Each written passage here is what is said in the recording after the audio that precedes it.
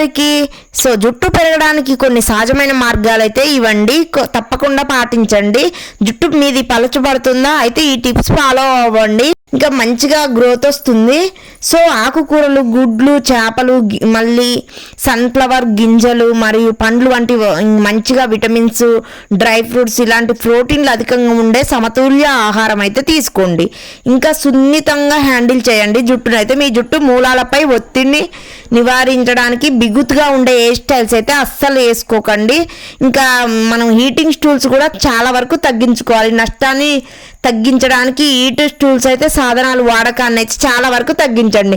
మీ జుట్టును చివర్ల నుండి మూలాల వరకు సున్నితంగా దువ్వండి. ముఖ్యంగా మందపాటి జుట్టు కోసం వెడల్పు దంతాల చెక్క దువ్వెన అయితే ఎక్కువగా ప్రిఫర్ చేస్తాను నేనైతే.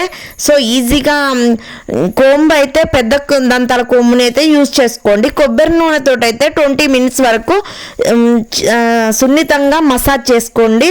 మంచిగా రక్త ప్రసరణ జరిగి మరి జుట్టు పెరుగుదలకు మెరుగుపరుస్తుంది. ప్రతిరోజు ఒక 10 to 20 minutes అయితే మీ మునివేళ్లతో మీ స్కాల్ప్ను అయితే సున్నితంగా మసాజ్ చేయండి.